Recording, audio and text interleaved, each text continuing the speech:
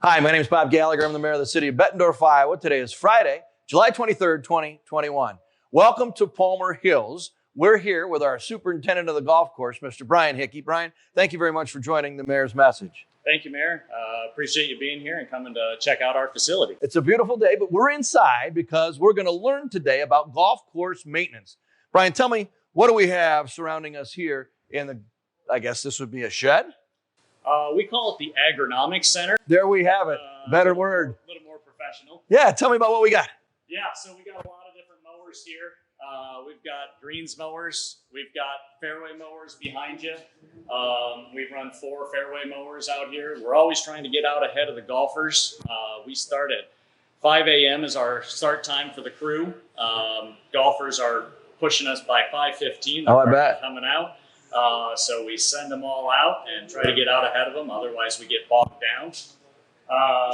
Yeah, we have T-mowers, collar mowers. What's a T-mower as opposed to a collar mower? Well, the T-mowers they mow the collars, so around the edges of the greens. Okay. But then the approaches as well. So we've just kind of keep everything at a similar height so that the same machine can mow multiple different surfaces. Different heights of grass on a golf course, whether you be on the fairway, on a tee box, on a green, or in the rough, and therefore you have different mowers that mow at those heights, and they're set there ready to go. Yeah, so for example, the greens we mow at 1/8 of an inch. Okay. Tell me, on a stimp meter, what does that mean? A lot of things affect the stimp meter, but the stimp meter is a tool that is used to measure how fast the greens ball rolls on the green. Yeah. Okay. So if you were to watch a golf telecast, and they say the greens are stimping at 11 or 12, the ball is rolling 12 feet from the point of the stimp meter device. Okay. So ours, we typically try to get our greens to about 9.5 on a daily basis. Okay. If we have a tournament, we can push them and get them faster than that. But just for general public play, we shoot for about 9.5 feet on the stimp meter. How often do each fairway and green get mowed? Is it a daily occurrence? The greens get mowed every other day. All right. We have a roller that we roll when we alternate. Instead of mowing, we roll them. It takes a lot of the pressure from cutting the grass blade every single day. We seem to get a healthier plant by taking a day off.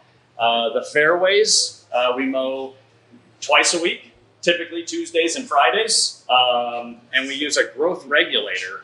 We spray it on the plant, and it basically tells the plant not to grow too much up, but it puts its energy down into the root system.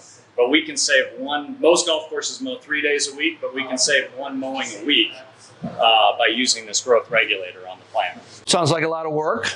What's your staff level? How many people do we employ out here? Currently, we have 22 staff members working at the peak here in the summertime. Sure.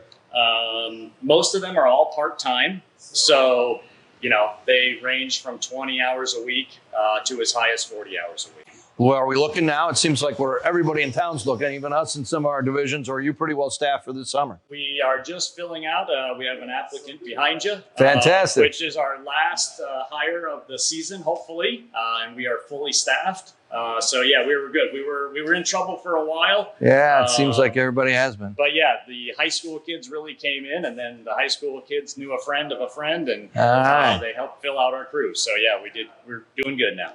Very good. Lots of changes have been made to the course. We've learned a little bit about the forge and some of the things that are coming, but you've made the course more playable over the last several years. There's been tree removal, and there's been different changes. Talk to us a little bit about those changes, that maybe tee box changes, whatever it is you want to share with the folks at home. Yeah, absolutely. I started 7 years ago, and Decker asked, when I started, what could we do to this golf course to try to make it more profitable and playable? So we kind of analyzed it my first few months here and stuff. So we planted a lot of trees in the past, and they got bigger maybe than expected. So we have removed a lot of the weedier trees and stuff closer to the fairways. So we've taken bunkers out of play that weren't necessary. We've added a few bunkers in a few spots. Other than that, I think that's about kind of where, what we've kind of. Sounds like it's a bit of a constant process to try to continue to upgrade your facility and use the folks that are working for you to do so. Yeah, absolutely. We use an architect, Paul Miller. He's Sure. a local Bettendorf guy. He now lives up in Minneapolis, but he's created a long-term plan for us, vision plan, and we try to follow that. So we've added tee boxes. We've shortened the golf course. We've made it more playable for all skill levels out here. That was one of our better investments that we've ever done. Yeah, I agree. We're continuing to do those improvements right now with a guy out there. Well, you continue to be ranked very highly in all those kinds of things that are important to a golf course, and locals love us. And among play, you get a lot of people out here playing, and we hear good words in the community about how beautiful the course and how well kept the course has been. So we wanted to thank you and give you an opportunity to tell us a little bit about what it's like to be behind the scenes. So thanks for your time today. Have a great weekend, everybody.